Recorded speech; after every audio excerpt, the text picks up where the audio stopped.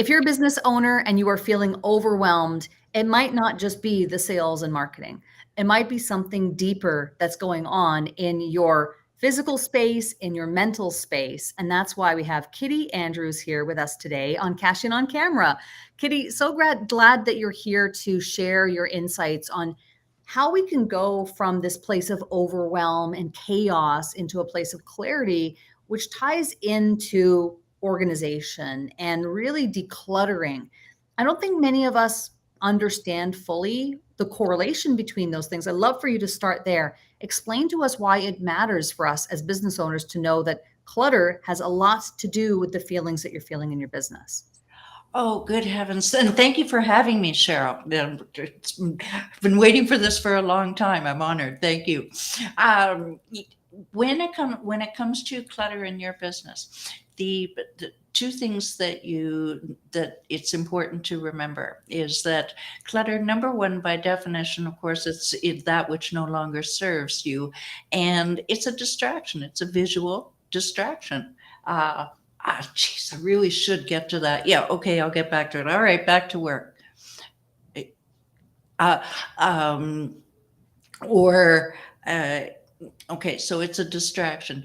Also, the way it's affecting you emotionally is important as well, because if you're feeling that you're not accomplishing that clutter, or frankly you're so cluttered that you come to a client call or a discovery call, and you come on your frazzled.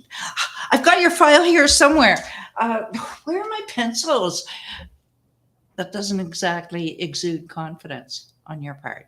And the Yes. client feels that, and you may not get a new client, or you may not get the repeat business afterwards. So, clutter can have very tangible effects on your bottom line. Yeah, it can. And I think of speaking of physical, because you just painted a good visualization there of the messy desk. And I don't think there's an entrepreneur out there who's being honest, who's going to say that their desk is completely clean. I mean, it's chaotic. There are lots of moving parts. Hmm. But what should we do? How should we? Does it need to be absolutely clean and tidy, or does it just need to be pushed over to one side? Like, talk to us a little bit more about like how we can declutter that, so that it actually makes it realistic for us to actually work there too. Because though the fact is that there are a lot of things that we're doing in a day, and it isn't all going to be neat and tidy all the time. How do we mitigate that?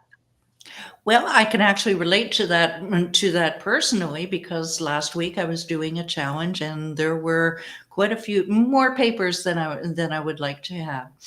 And one day I just said to myself, "This is not good." All right, so all I did was I just stacked them neatly, and it weren't that many, but just stacked everything neatly, and I felt immediate calm. I Yeah. felt immediate control. Like, okay, it's yes, some things are buried, but it's not that much, and I will be able to find it. The left side of my desk never ever has paper. It's a rule. Paper does not go there.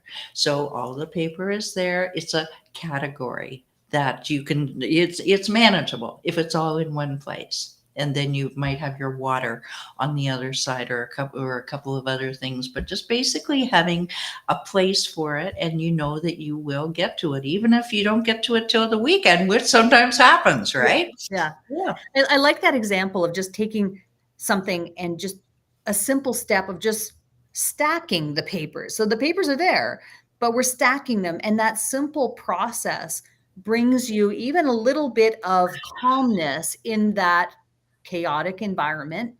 Yes. I think about my own office. I have a stack of, I wouldn't say they're papers, they're old journals that I write in these types of, journals all the time. And I have a lot of them and they're full, but I don't want to get rid of them because there could be important notes that I might want to review at some point. Anyway, I have a whole stack of them. This is embarrassing to admit, but I'm going to tell you and our listeners and viewers, it's been sitting there for like over a year, easily. And it doesn't bother anyone. It's just sitting under the tripod in a little stack. It's not an organized stack. But every time I see it, I wonder if it's having some kind of impact on me that I'm not even realizing. Hmm, interesting. And I have an answer for that that might surprise you. And what that is those are your notes from the past, which are a good thing. However, from an energy or feng shui point of view, they are almost like ghosts from the past. Ooh. And yeah, I told you. So if you were to take, they're not hurting you, but are they helping you? Are they moving you forward, or are they keeping you ever so gently anchored in the past? So, my first recommendation would be if there's a place that you can put them and where you know that they're safe. But I would just try that, and I would be curious as all get out to see how the energy around your desk would be flowing without these things from the past. Just a thought. It's a great idea and it's a great suggestion. I will do it and see if it has some type of impact on how I view the present and the future. Because to Mm, your point, those journals are indicative of the past. And my business, as do all of our businesses, yours included, like they evolve. They evolve over time and you do different things and you have different offers and you move in different directions. Those journals are not helping me. They could be hindering me by trying to pull me back into the past. And I know that those journals are not full of notes that pertain to where I'm at the moment. yes. So it's an interesting observation. I love that. Mm. I want to ask you, which dovetails nicely into the mental clarity, the mental clutter that we all carry with us. And you sort of were alluding to it a moment ago, which is that there's energy around these things. These physical items that are around us carry energy because we're looking at them, like you said earlier, visually looking at these things. Talk to us about the mental clutter that we carry and how we can, is it the same process of decluttering the physical in order to have an impact on the mental? I believe so. Now, entrepreneurs, we all by nature have busy brains. And I had to develop a system a few months ago because I was having a personal situation as well, and business, and just everything was all bubbling up. And I could feel that little iPhone battery mental energy going, yeah, after about 15 minutes at the beginning of the day of saying, okay, did I email that person? I better hunt it. Did I write down to phone this person? Yada, yada. All of these things started bubbling up, and I get overwhelmed like any good ADHD, just too many things happening. And where am I going to start? Just like the physical decluttering, where do I begin? You know the song. And then I thought, okay, I'm only going to be able to do number one, my one system, one thing at a time, and I'm going to break that down into categories. Well, should I do the phone calls or the email? Just choose one. And if you can make it about, does it affect a human being? Like my assistant needs certain things from me. Okay, well, let's look after the human being or the partner or the cat, whatever it is. Just pick a category, get that done, get that momentum, get that dopamine under your belt, and then you feel, okay, next. And and, because and you're right. I mean, your system, you call it, I think you call it the one system, right? It's yes, one thing at a time. I think that's why, especially if you're, again, physical or mental clutter is so overwhelming and chaotic, we don't know where to start. But to your point, just pick a place. There's no right or wrong. It's just starting and it's just taking that action and getting it started. yeah, that's yeah, just the single the journey beginning with the single step, but it happens every day. But you need to take that single step, otherwise you might as well just go back to bed, and you don't pay the rent that way. So I want to go back, since entrepreneurs, business owners, we're always taking notes. At least we should be. And they you should be taking notes on strategy calls and sales calls. Like we should be taking notes a lot. And I like to physically write things down. But I Mhm. wonder what your thoughts are on digital note taking in order to keep ourselves organized. Because digital notes, obviously, you have to keep them. File management would be an important thing to do to keep things organized. But do you subscribe to that idea of doing digital notes instead of physical notes in order to keep the space tidy? I envy anyone who can type that fast. If I'm doing notes during a meeting, it has to be with pencil and paper. And note I said pencil, um, because well, number one, the physical act of writing scientific fact, of course, that it cements it more in your brain. Digital, I'm getting better at organizing what is on the computer, but I find it is just as easy to have a piece of sheet of loose leaf with the client's information on it that will go in the color coded binder, and there it is, and it's alphabetized, and it's easy.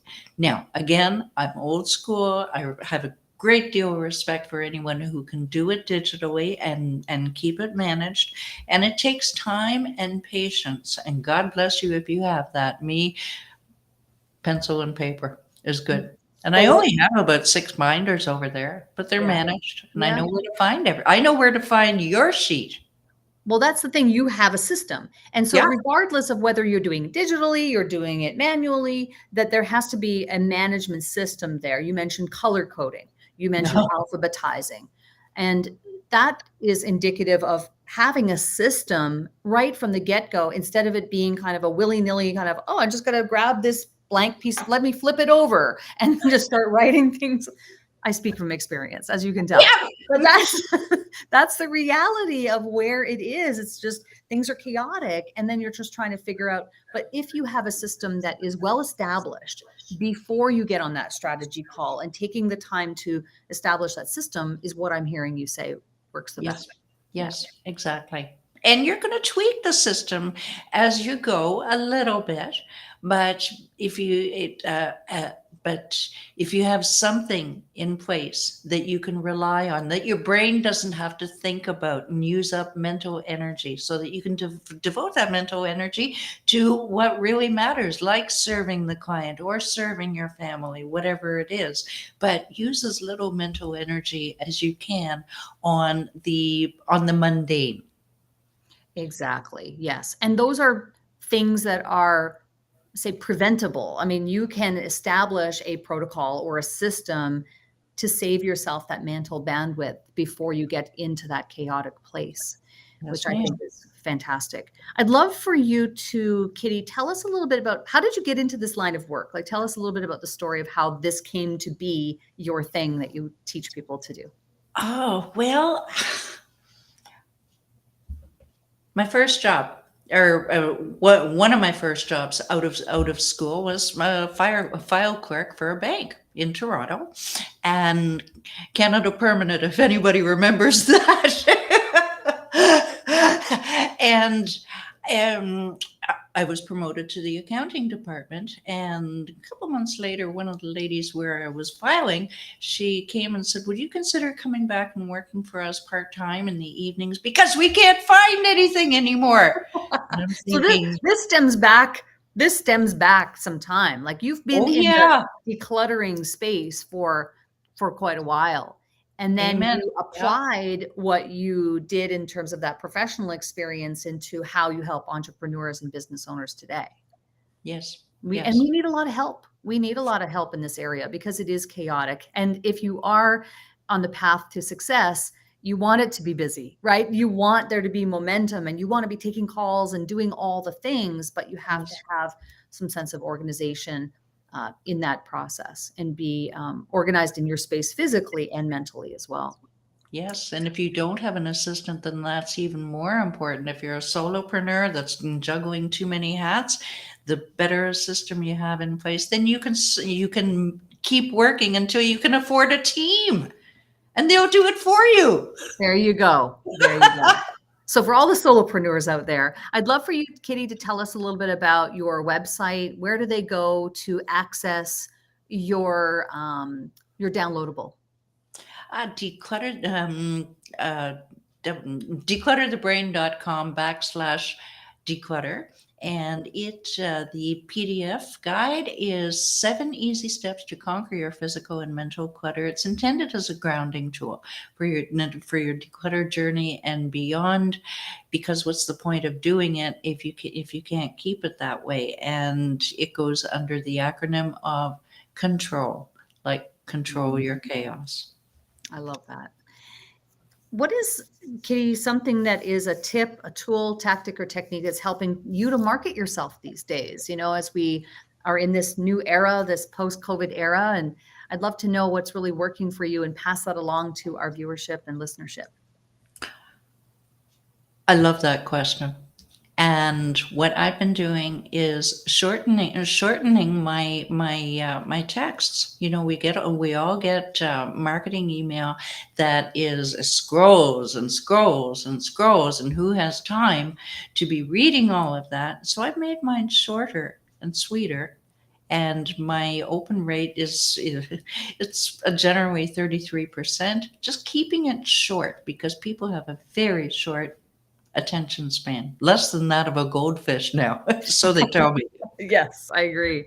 That's great. I love that tip. And that is one that I think we can all relate to as we get a lot of emails in our inbox. We do see a lot of text messages, a lot of DMs, but just getting to the point, being brief and succinct and pithy with your text messages and your communication in general. Yes. Awesome. Kitti, is there any final thoughts? What do you want to leave our audience with today in terms of they're feeling chaotic, they're feeling overwhelmed in their business right now? What are the last words of advice to help them move away from that and into a place of feeling more organized?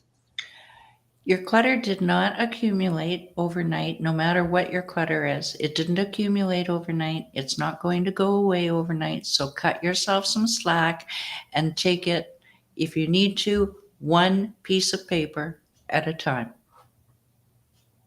Kitti, thank you so much. Kitti Andrews, thank you so much. Your thought organizer. Thank you for being on the show today. We really appreciate your insights here on Cashing on Camera. Thanks.